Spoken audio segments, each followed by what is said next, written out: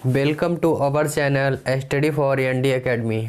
देखिए आज हम permutation and combination chapter discuss करेंगे, जो कि एक नया चैप्टर लिया है, आप देख लीजिएगा, जिसे हम हिंदी में संचय एवं क्रमचय कहते हैं। और हम संचय को देखिए डीपली डिस्कस करेंगे कि संचय क्या होता है, क्रमचय क्या होता है, और इससे एग्ज़ाम में एक या दो क्वेश्चन 100% है जो आता है। क्यों? चाहे एयरफोर्स का एग्ज़ाम हो, चाहे एनडीए हो, चाहे नेवी हो, देखिएगा इससे ऐसे क्वेश्चन आते हैं। अगर आएगा तो बहुत ही अच्छा क्वेश्चन आएगा, क्योंकि देखिए इस टाइप्स का क्वेश्चन आता है, टैकल करना तो बहुत बड़ी बात है। और अगर आप इस टाइप को समझ गए ना, तो आप चुटकियों में इसके क्वेश्चन करोगे। अगर आपने इसे सही से समझा नहीं तो आपका इस चैप्टर का एक भी क्वेश्चन सॉल्व नहीं होगा। क्योंकि अगर आप इसे अच्छे तरीके से पढ़ोगे तो कोई भी चैप्टर, जो इसका कोई भी क्वेश्चन इस चैप्टर का नहीं छूटेगा। अगर आपने अच्छे से इसे नहीं पढ़ा तो आप इसका एक भी क्वेश्चन नहीं सॉल्व कर पाओगे। तो देख लीजिएगा, जैसे परमानेशन एंड कॉम्बिनेशन। परमानेशन को क्रमचय, ये हमारा क्रमचय, और इसमें ये संचय। अब देखिए परमानेशन होता क्या है, क्रमचय क्या होता है। वे संख्याएं जो हमें क्रमचय दिया होता है।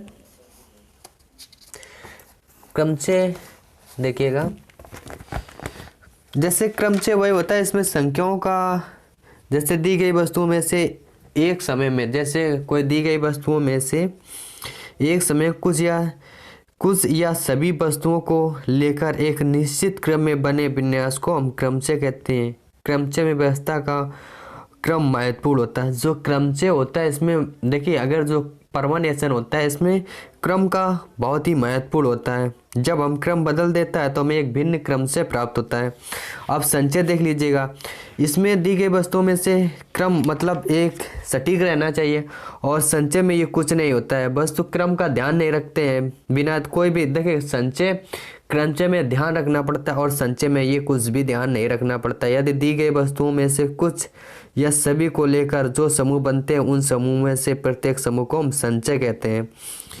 तो देख लीजिएगा, क्रमचय में हमें क्रम ध्यान रखना पड़ता है, और संचय में हमें कुछ भी नहीं ध्यान रखना पड़ता है। जैसे देखिए आप फार्मूले हम डिस्कस करते हैं, फिर इसके बाद आपको हम बताएंगे जो भी इसके क्वेश्चन के चैप्टर के क्वेश्चन बनेंगे वो हम आपसे डिस्कस करेंगे। अभी हमने ये देखिए कुछ बेसिक पॉइंट उठाए हैं, क्योंकि इनसे भी आपके एग्जाम में क्वेश्चन बनते हैं, बट ये आपके लिए अभी इतना इनम नहीं है। इसके अभी हम और फार्मूले कराएंगे। आप वीडियो को अंत तक ज़रूर देखिएगा, आपको इस वीडियो में बहुत ही कॉन्फिडेंस मिलेगा। और देखिएगा, जैसे फैक्टोरियल 1, देखिए कुछ बेसिक पॉइंट डिस्कस करते हैं। जैसे हम फैक्टोरियल 1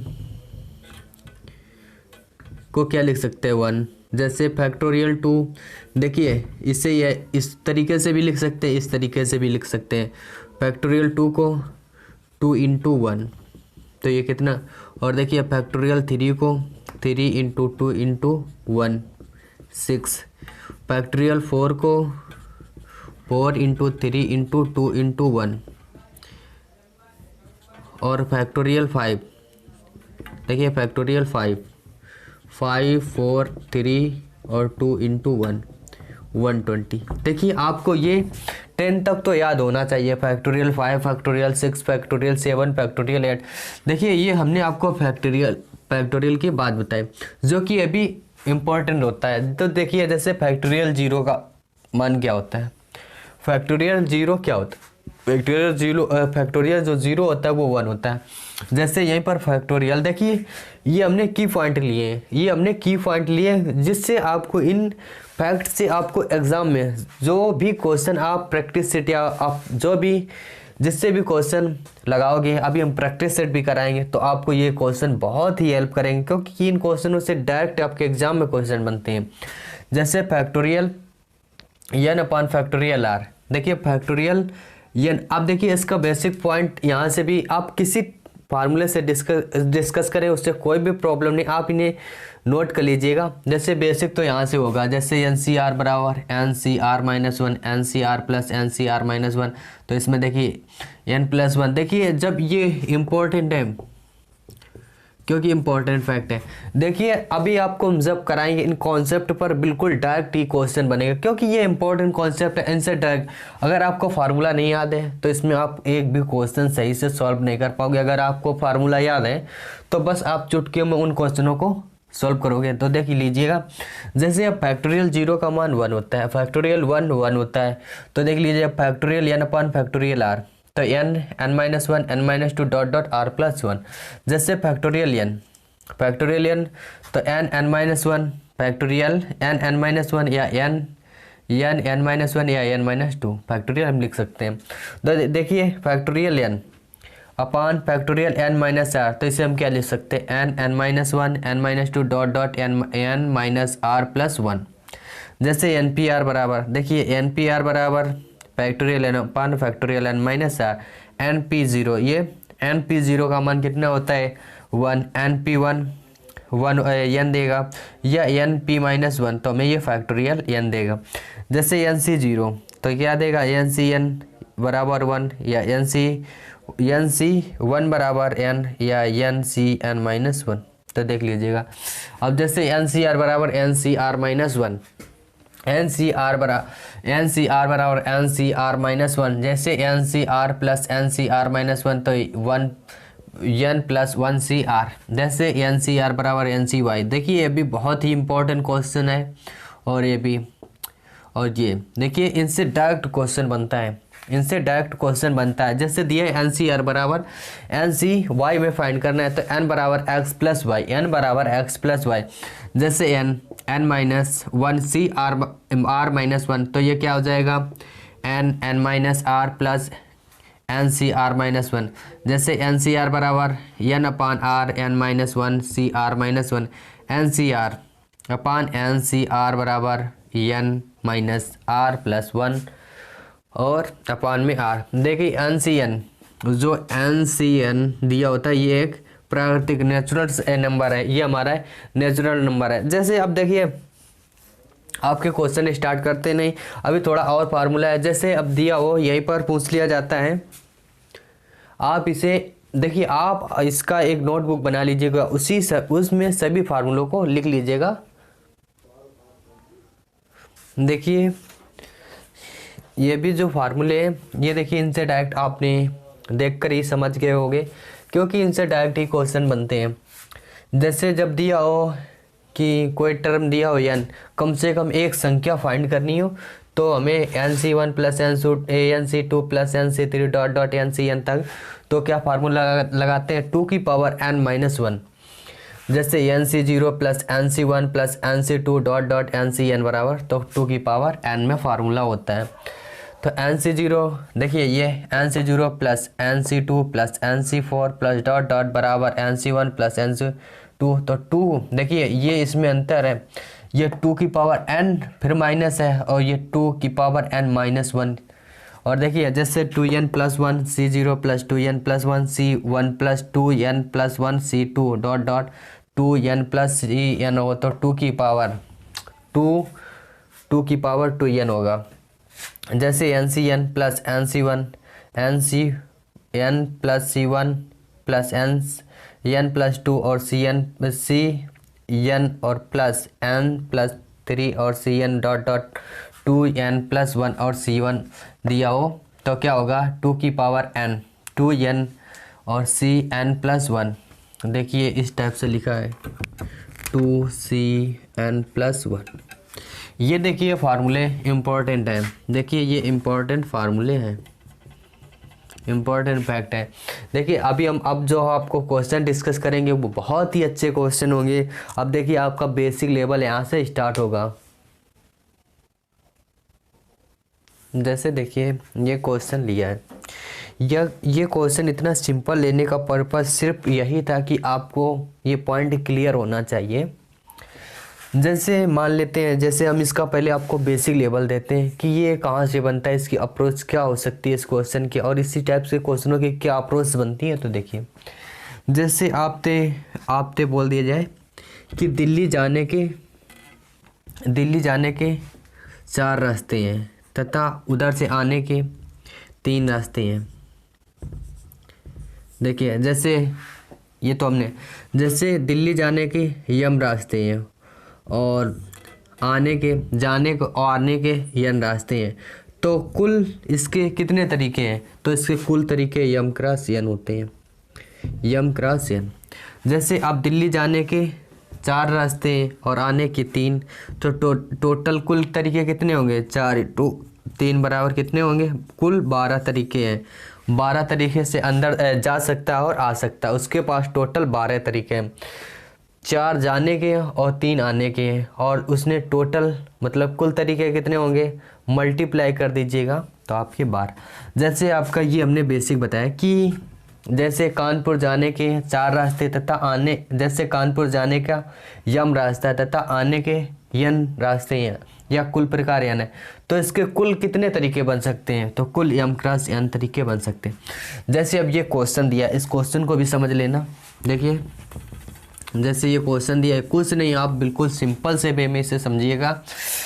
जैसे अब देखिए, एक मकान में प्रवेश द्वार करने के दरवाजे, मतलब प्रवेश करने के 5 दरवाजे हैं, मतलब 5 दरवाज़ों से आप प्रवेश कर सकते हो, तथा बाहर निकलने के 4 दरवाजे हैं, तो कुल कितने तरीके होंगे? यम मतलब प्रवेश, एक मकान में प्रवेश करने के यम तरीके। बिल्कुल सिंपल सा फंड है, बट आपको थोड़ा समझा देते हैं। तो देख लीजिएगा, कुल 5 तरीके हैं जाने के, और आने के कुल 4 तरीके हैं, तो टोटल तरीके कितने हो जाएंगे? 5 × 4 बराबर कुल मतलब तरीके 20 होंगे।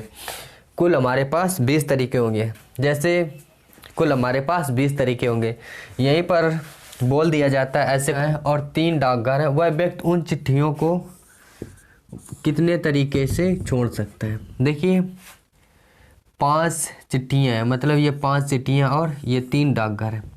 आप समझना, देखिए 5 चिट्ठियाँ 3 डाकघर हैं। जैसे उसने मतलब इसमें उठाई, ये 5 चिट्ठी उठाई, देखिए इसमें डालेगा एक डाकघर में। एक बार चिट्ठी डालने के प्रकार मतलब वो 5 तरीके से एक डाकघर में ये चिट्ठियाँ डाल सकता है व्यक्ति। मतलब 5 चिट्ठियाँ हैं, 3 डाकघर हैं, एक डाकघर में के डालने की चिट्ठियाँ, उसके पास 5 तरीके हैं। देखिए एक डाकघर में डालने के चिट्ठी डालने के 5 तरीके हैं। तो देख लीजिएगा, जब दूसरे में जाएगा तब भी 5 तरीके, और तीसरे, तीनों में डालने के 5 तरीके हैं। तो हम क्या कर सकते हैं? तो कुल उसके पास कितने तरीके होंगे? 3 की पावर 5। देखिए आपको बिल्कुल आसान वे में समझाएं कि कोई व्यक्ति है, जैसे उसके पास 5 चिट्ठियाँ, अब चिट्ठी तो एक एक करके इसमें डालेगा, बस एक डाकघर में कुल 5 चिट्ठियाँ।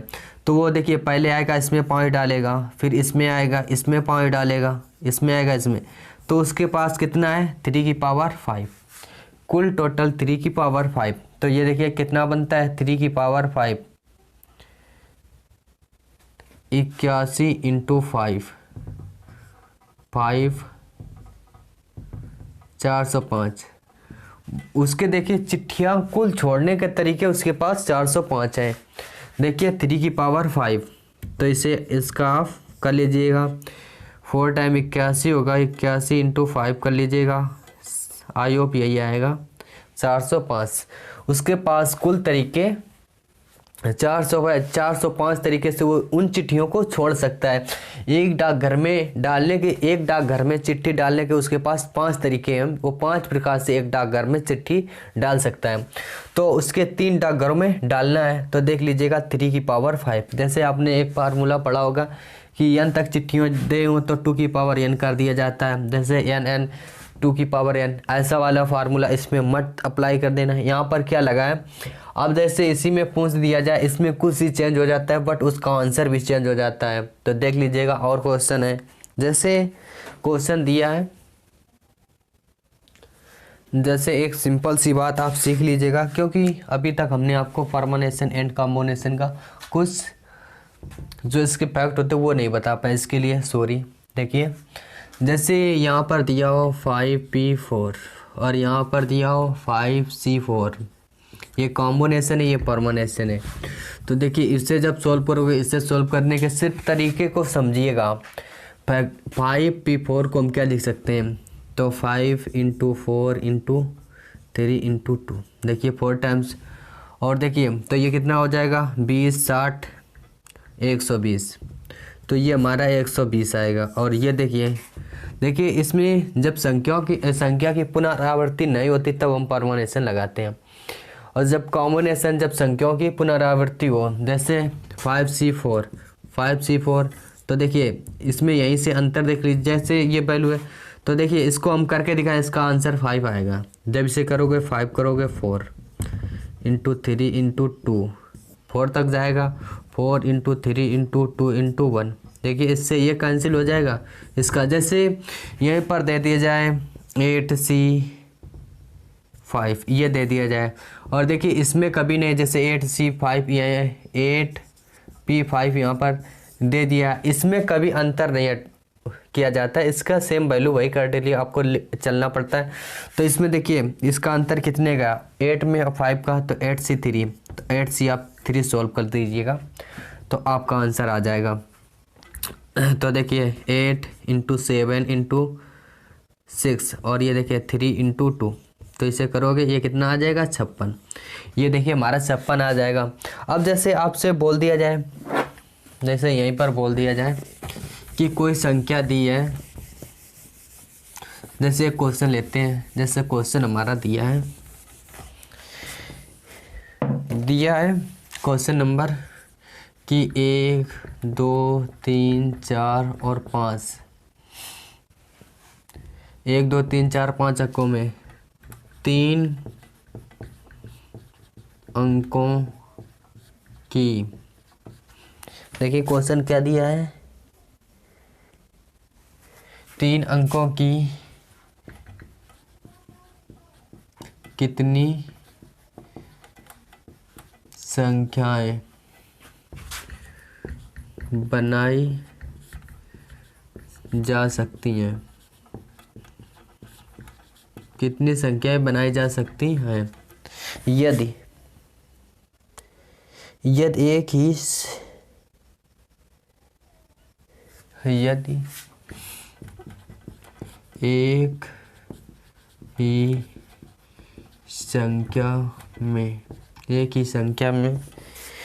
ही संख्या में अंकों की पुनरावृत्ति न हो, संख्या में अंकों की पुनरावृत्ति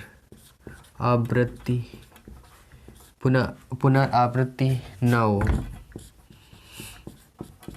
ये क्वेश्चन दिया है 1 2 3 4 5, 3 अंकों की ऐसी कितनी संख्याएं बनाई जा सकती हैं यदि एक ही संख्या में अंकों की पुनरावृत्ति ना हो। रेपिटेशन नॉट अलाउड बोला है कि इसमें रेपिटेशन ना हो, मतलब कोई अंक दोहराया ना जाए।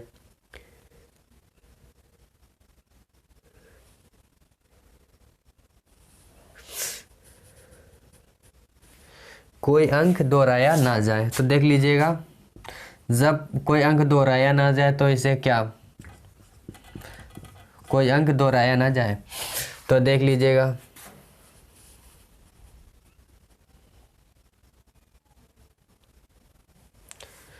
जैसे ये दिया 1 2 3 4, 3 अंकों की संख्या बोला जा, ये देखिए कितने टोटल अंक 5 है। अब ये बोला 3 अंकों की कितनी संख्याएं बनाई जा सकती है, रेपिटेशन नॉट अलाउड, तो P लगाइए कितने 3 अंकों की। आप इसे सॉल्व कर लीजिएगा आपका आंसर आ जाएगा। अगर आपने यहाँ पर 5C3 लगा दिया जो कि आपका आंसर बिल्कुल गलत होगा। अगर यहाँ रेपिटेशन अलाउड करता तो ये हम लगाते, बोल दिया उसने कि संख्यों की पुनरावृत्ति ना हो, तो क्या लगाएगा 5P3, तो 5 देखिए इसे 3 टाइम तक लिखिए, 5 इंटू 4 इंटू 3, ये 12 होगा, ये हमारा कितना आएगा, तो कुल अंकों की संख्या कितनी होगी 60 होगी। जब उसने पहले से कंडीशन लगा दी है कि रेपिटेशन नॉट अलाउड, तो हमारा ये वाला फार्मूला लगेगा। इस बेस पे हम क्वेश्चन लगाएंगे क्योंकि इसमें अंकों की पुनरावृत्ति नहीं हो रही, तो हमारा इसका आंसर कितना आएगा 60 आएगा। तो देखते हैं और क्वेश्चन, जैसे देखिए क्वेश्चन दिया हो कि एप्पल शब्द के अक्षरों को कितने प्रकार से सजाया जा सकता है। सिंपल से बे है। इसमें एप्पल शब्द के कितने प्रकार, एप्पल शब्द के अक्षरों को कितने प्रकार से सजाया जा सकता है। देखिए इसमें अक्षर काउंट कीजिएगा, 1 2 3 4 5, 5 है तो 5 लिख दीजिएगा, 5 फैक्टोरियल 5। और अपान में देखिए रिपीट कितना हो रहा है, देखिए 2 रिपीट हो रहा है, इससे लिख दीजिएगा। आप इसे सॉल्व कीजिएगा, आपका आंसर आ जाएगा। तो 5 करोगे 4 3 और ये 2, और 2 को हम क्या लिखेंगे, देखिए 1 तक खोलना है पूरा सब, तो इसे 2 को हम क्या लिख सकते हैं, फैक्टोरियल 2 इंटू 1। इससे ये कैंसिल, ये कितना 12 और ये हमारा 60, इसका भी आंसर 60। अब देखिए जैसे आपको देखिए जैसे इंडिया, जैसे हम ले लें INDIA, इंडिया शब्द के अक्षरों को कितने प्रकार से सजाया जा सकता है। आई होप इसे आप बहुत ही आसानी से, देखिए सेम क्वेश्चन लिया सिर्फ, तो देखिए इसमें अक्षर कितने हैं, 5 फैक्टोरियल 5 लिख दीजिएगा। रिपीट कितने हो रहे हैं, आई तो इसे 2 लिख दीजिएगा। 5 4 3 और 2 इंटू 1, और अपान में 2 इंटू 1, इससे ये कैंसिल हो जाएगा, तो इसका भी आंसर कितना आएगा, 60। तो देखिए अब जैसे संडे शब्द के अक्षरों को कितने प्रकार से सजाया जा सकता है, तो देख लीजिएगा संडे शब्द के अक्षरों को कितने प्रकार से सजाया जा सकता है। तो देख लीजिएगा 1 2 3 4 5 6 6 फैक्टोरियल 6। और देखिए इसमें कोई रिपीट हो रहा नहीं, रिपीट हो रहा, तो देखिए फैक्टोरियल 6 की वैल्यू 720 तरीके हैं, मतलब 720 तरीके से इसे सजाया जा सकता है। अब यहीं पर देखिए ये कुछ बेसिक पॉइंट आपको करा रहे हैं। अब जैसे यहीं पर बोल दिया जाए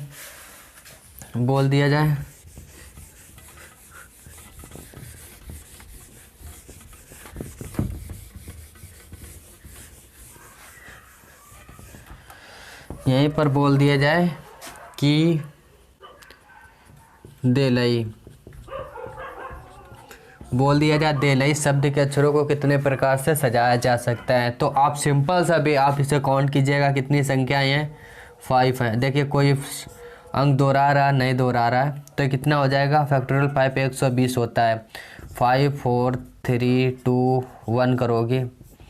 और जैसे आप देख लीजिएगा, अगर यहीं पर इसी क्वेश्चन में बोल दिया जाता कि देलही शब्द के अक्षरों को कितने प्रकार से सजाया जाए, जहाँ यल एक बीच में रहे, तो इसके तो यल को हम फिर यल बीचों बीच में रहे। जैसे बोल दिया जाए कि देलही शब्द के अक्षरों को कितने प्रकार से सजाया जा सकता है, जहाँ यल बीचों बीच में रहे, तो हमारे पास टोटल 4 संख्या हो जाएंगी। फैक्टोरियल 4 का मान 4 इंटू 3 इंटू 2 6, 24 तरीके हैं, मतलब देलही को सजाने के। जो यल हमेशा बीचों बीच में रहेगा, तो हमारे पास 24 तरीके हैं।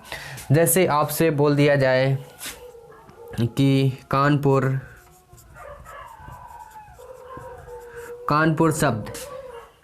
शब्द को कितने प्रकार से सजाया जा सकता है, तो देखिए 1 2 3 4 5 6 फैक्टोरियल 6 की वैल्यू कितनी होती है आपको पता होगी, 2 इंटू 1, तो ये कितना होता है, इसका मान 720। जैसे आपसे बोल दिया जाए कि बनाना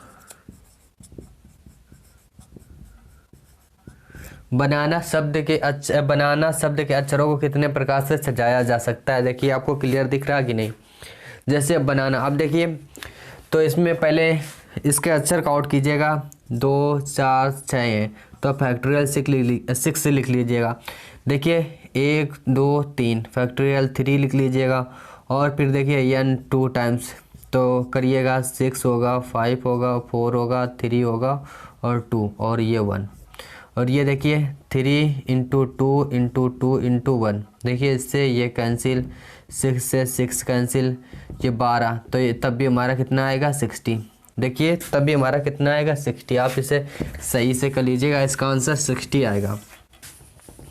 देखिए ये कितना है, फैक्टोरियल 6, और ये कितना है, फैक्टोरियल 3 इंटू फैक्टोरियल 2। इसे सोल्व कीजिएगा, ये हमारा कितना आ जाएगा, 6 इंटू 5 इंटू 4 इंटू 3 इंटू 2 और इंटू 1, और इससे 3 इंटू 2 इंटू 1, और ये 2 इंटू 1। देखिए इससे ये कैंसिल हो जाएगा। देखिए 6 से 6 कैंसिल हो जाएगा, ये कितना आएगा 20 × 60, जो कि हमारा 60 आंसर आएगा। फाइनली आंसर कितना आएगा 60। देखिए आई होप इस तरीके के आप क्वेश्चन बहुत ही अच्छी तरीके से टैकल कर लोगे। देखिए एक जैसे एग्ज़ाम में क्वेश्चन आया था, पूछा गया था, बहुत ही इंपॉर्टेंट एयरफोर्स में आया था, दिया था ट्रायंगल। देखिए ट्रायंगल शब्द के अक्षरों को कितने प्रकार से सजाया जा सकता है, जिसमें टी से शुरू हो और ई से अंत हो। देखिए उसने क्या बोला था, ट्रायंगल शब्द के अक्षरों को कितने प्रकार से सजाया जा सकता है यदि टी से शुरू हो और ई से उसका अंत हो। तो देखिए बहुत ही इंपॉर्टेंट क्वेश्चन है और बहुत ही अच्छा क्वेश्चन है।